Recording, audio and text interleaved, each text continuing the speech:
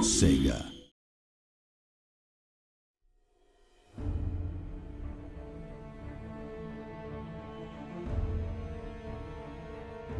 Hello all and welcome to another video for Total War Warhammer. I am Joey Dalton and I'm joined by Darren McNally in this Let's Play. Darren, what are we doing this time? So we're playing as the Chaos Warriors in this Let's Play, as we have a very special announcement to make. That's right, we do. The Chaos Warriors race pack will now not only be free to you if you pre-order, but it will also be free for everyone who buys the game in the first week of release as an early adopter bonus. Yep, so if you have pre-ordered already, you'll be able to preload the game to be the first to play it on May 24th, but if you hold off, the Chaos Warriors will be available for the first week after launch free of charge. So if you want more details on that, check the link in the description, or check out the Total War Warhammer Steam page. Right, so we're fighting at High Pass, and we're playing as Chaos as we mentioned, and we're against the Dwarves, and just this lovely unit here, these are the Dragon Ogres. Handsome. Very cute, very little, very small in comparison to the Dragon Ogre Shaggoth. Wow. So Look at lightning. Yeah, it looks really good. The kind of electrical pulses around him. It looks really, and he sounds really good as well. Actually, a real deep bass to him. But he's dwarfed in comparison compared to Kholek Suneater, one of the legendary lords that you can play as in the campaign if you're playing as Chaos. He actually has a bonus for having Dragon Ogres and Shaggoths.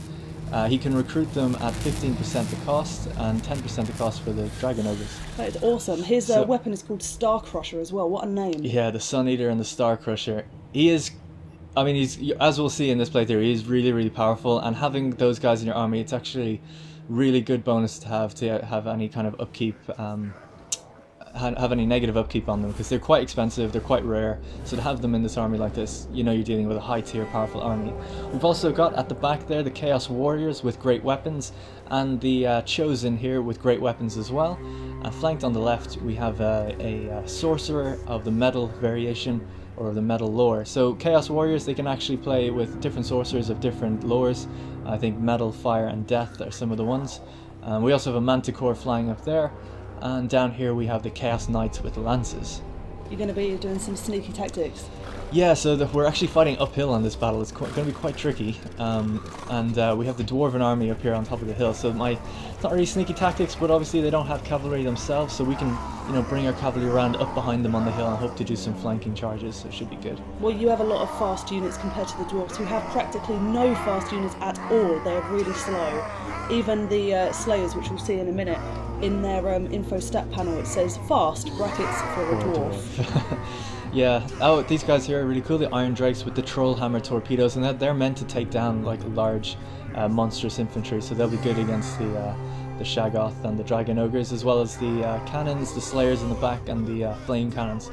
It's worth mentioning this is just a little quick debug mode, a look at their army. They'll actually deploy a little bit different to this, but I just thought it'd be interesting to see what we were up against on top of this hill.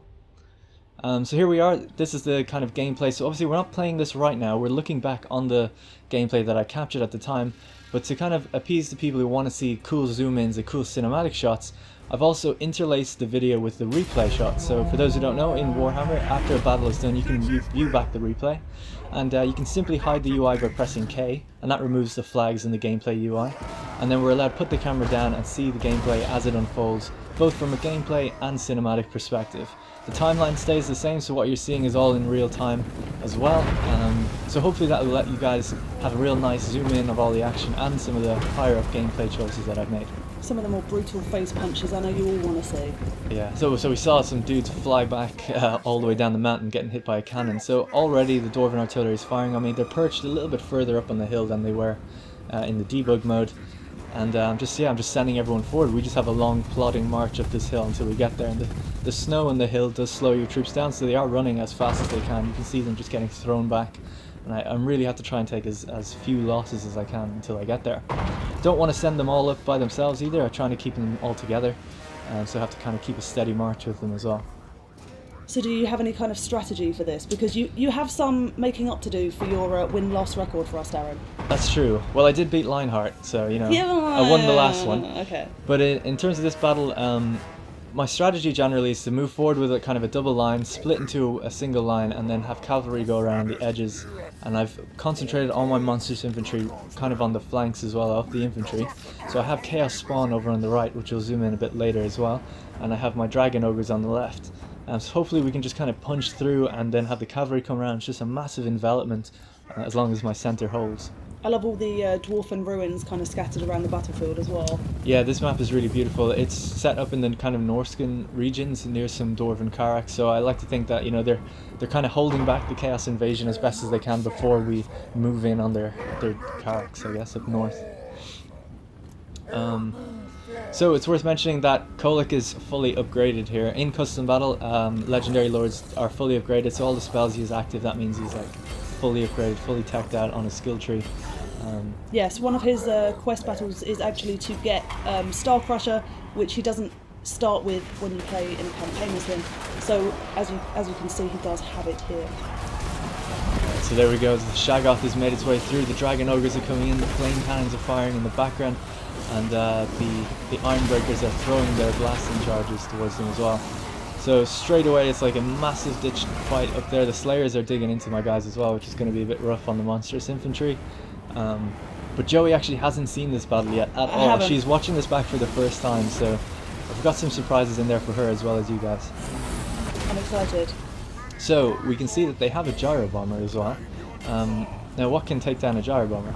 Manticore is pretty good, yes. So we'll send that after it. Hopefully it'll do good. We'll catch up with that later.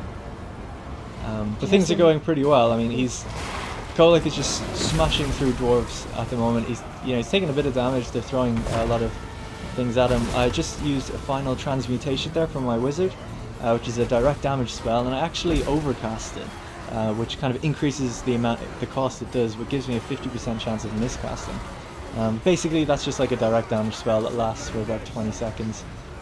I love the flavor text for it. Is the wizard unleashes a hail of magical energy, transmuting his foes into unliving golden statues. It's quite brutal. Yeah, that's mean.